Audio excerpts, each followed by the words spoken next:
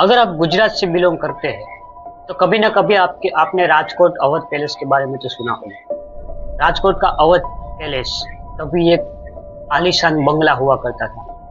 आज महज एक खंडेर बन के रह चुका है। वहाँ के लोकल्स रात को तो क्या, दिन में भी वहाँ गुजरने से डरते। तो क्या है आखिर राजकोट अवध पैलेस की मिस्ट्री? आखिर कौन सी ऐसी घटना वहाँ पे घटी थी जिसकी वजह से आज भी वहाँ लोग रात को गुजरने से डरते हैं? जानेंगे। बात शुरू होती है आज से 30 साल पहले से। दोस्तों, इस वीडियो में जिस लड़की के बारे में हम लोग बात करने वाले हैं उसके नाम का जिक्र कहीं भी नहीं है, इसलिए हम लोग उसको एक कैरेक्टर का नाम दे देंगे, रिया। दोस्तों, दरअसल रिया आज से 30 साल पहले अपने मॉडलिंग और एक्ट्रेस बनने का सपना लेकर मुंबई में जी रही थी। उसके लिए काम ढूंढ पाना बहुत मुश्किल था। उसने बहुत सारी एजेंसी को अपना कॉन्ट्रैक्ट दिया हुआ था, मगर सब जगह से हाथ लगी तो सिर्फ मेरा था। उसके लिए एक्ट्रेस बनना इतना इम्पोर्टेंट था, उसका एक्ट्रेस बनने का उसमें इतना जुनून था, उसके लिए 2-3 सेकंड का रोल भी बहुत इम्पोर्टेंट मायने रखता था। एक बार एक सुबह रिया को एक एजेंसी से कॉल आता है। वो एजेंसी वाले कहते हैं कि हम आपको अपने एड में लीड एक्ट्रेस का रोल देना चाहते हैं। रिया एकदम से खुश हो गई, क्योंकि एकदम से लीड रोल एक्ट्रेस का नाम सुनते ही उसने ना आव देखा ना ताव, तुरंत ही हाँ बोल दिया। लेकिन उसके लिए उसको जाना था राजकोट के अवध पैलेस में, जहाँ पे इस एड का शूटिंग हो रहा था। अब दोस्तों, बात यह है कि जिस एजेंसी में जाने वाली थी, उस एजेंसी वालों ने फोन करके रिया को बोला कि आप ना एक काम करो, आप अपने साथ एक मेकअप आर्टिस्ट को भी ले आओ, उसके यहाँ पे रहने खाने का बंदोबस्त हम लोग देख लेंगे। अब रिया ने अपने कांटेक्ट में जितने भी लोग थे उन सबको कॉल किया, मगर कहीं से भी किसी ने जवाब नहीं दिया, क्योंकि उस टाइम उनका बिजी शेड्यूल था। फिर रिया ने अकेले ही निकलने का डिसाइड किया। फिर रिया ने राजकोट आके इस एजेंसी वालों को फोन किया। 3 लोग गाड़ी लेकर रिया को पिकअप करने के लिए आए। रिया को वहां से पिकअप किया। तीनों लोग का नाम था समीर, राहुल और संजय। ये 3 लोग जो थे उस एजेंसी शूटिंग के मेन लीडर थे। अब हुआ यूं कि जैसे ही रिया को वहां से पिकअप किया, उन लोग लेके सीधा आ गए राजकोट के अवध पैलेस में। रिया ने जैसे ही गाड़ी के नीचे से पैर रखा, उसने देखा कि सामने एक बड़ा व्हाइट कलर का बंगलो था, लिटरली एक महल जैसा, आलीशान महल जैसा। रिया अंदर गई। अंदर आके देखा तो ऑलमोस्ट सारा सेटअप कंप्लीट था। एक सोफा रखा हुआ था, सारे कैमरे पे का सेटअप सही था, लाइट्स ऑन थे, सारे सब कुछ सेटअप था। बस उसके शूटिंग करने की देरी थी। रिया ने डायरेक्टर से आके पूछा कि सर, मुझे स्क्रिप्ट आपने दी नहीं, मुझे कौन सा रोल करना है ये तो बताइए।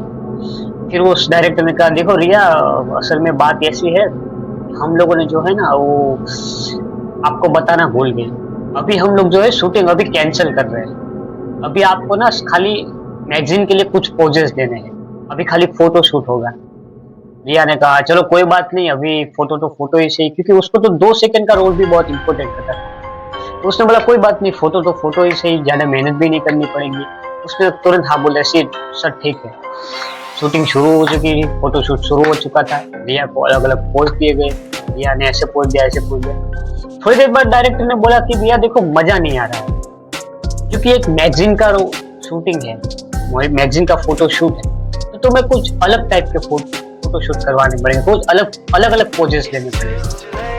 तो रिया ने कहा ठीक है सर, मैं दे देती हूँ। उसने अलग अलग स्टाइल में पोज दिए। फिर उसने बोला, देखो रिया, अभी भी कुछ मजा नहीं आ रहा है, तुम्हें ना अपना कॉस्ट्यूम बदलने चाहिए, क्योंकि कॉस्ट्यूम सही नहीं है। ठीक है, एक काम करो, तुम जो हम लोग कॉस्ट्यूम लाए ना वो ला के पहन लो, उसमें से एक आधे ट्राई कर लो, शायद तुम्हें फिट बैठ जाए। रिया ने कहा चलो ठीक है सर, मैं ये भी कर लेती हूँ, इतना सब किया है। रिया ने सोचा मन में कि यार मुझे तो अच्छा रोल मिल गया है, मुझे ज़्यादा मेहनत भी नहीं करनी पड़ेगी और मैं जल्दी फेमस हो जाऊंगी, इस फोटोशूट से मुझे आगे भी काम मिलेगा। उसने तुरंत हाँ बोल दिया और चली गई कपड़े चेंज करने के लिए। जब वो कपड़े चेंज कर रही थी तो उसने देखा कि कपड़े बहुत ओल्ड टाइप से थे, बहुत पुरानी, लग ही नहीं रही कि मैगजीन का फोटोशूट। उसने कहा चलो ठीक है, थोड़ी देर की बात है, थोड़ी देर में फोटोशूट करके निकल जाऊंगी यहाँ से। उसने तुरंत फटाफट कपड़े बदल दिए। और कुछ एक्स्ट्रा पेमेंट की बात करने का भी उसके दिमाग में आया कि मैं कुछ एक्स्ट्रा पेमेंट की भी बात कर लूंगी, सीधा होटल निकल लूंगी यहाँ से। जैसे वो बाहर आई, उसने क्या देखा? उसने देखा कि वो तीनों लोग गायब थे। वो ढूंढ रही थी यहाँ वहां, वो लोग कहीं नहीं मिल रहे थे। फिर अचानक से किसी ने उसके सर पे जोर से रॉड जैसी भारी चीज मारने मारी। वो वही के वही बेहोश हो गई, लेकिन वो पूरी तरह से बेहोश नहीं हुई थी। वो थोड़ा अपना कॉन्शियस मोड में थी। उसको थोड़ा थोड़ा धुंधला सा दिखाई दे रहा था कि तीन लोग उसे घसीट के बाथरूम की ओर ले जा रहे हैं। जी हाँ दोस्तों, उन तीनों दरिंदे में रिया को लेके बाथरूम में चले गए और उन लोगों ने रिया के साथ ऐसी ऐसी हरकत की जो दानव भी नहीं कर सकता, हैवान भी नहीं कर सकता।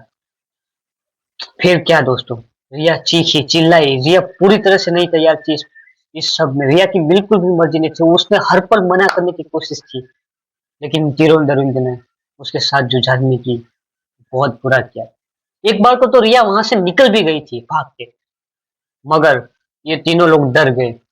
फिर उनमें से जो राहुल नाम का बंदा था, उसने अपने जेब में से माचिस निकाली और बोला कि जाओ उसको पकड़ के लेके आओ। क्योंकि उन लोगों को डर था कि कहीं नहीं रिया यहाँ से निकल गई तो बाहर निकल के वो सबको सच बता देगी और हमको जेल भी हो सकती है।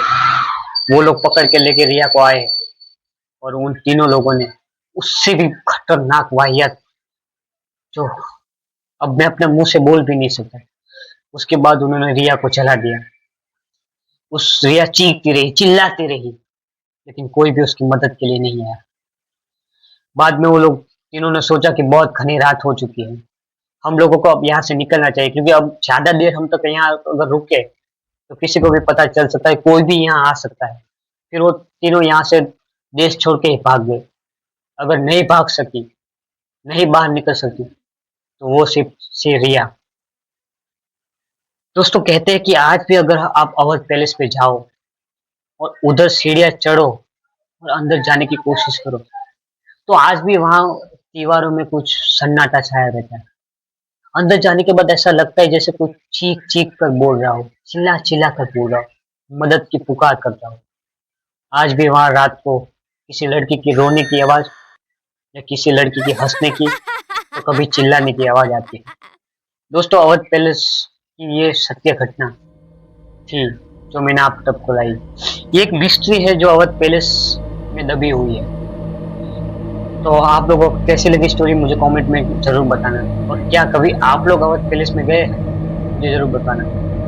और दोस्तों अगर आपको ऐसे ही मिस्ट्री वीडियो देखना पसंद है तो मेरे चैनल को सब्सक्राइब कर दीजिए। ठीक है, मिलते हैं नेक्स्ट वीडियो में।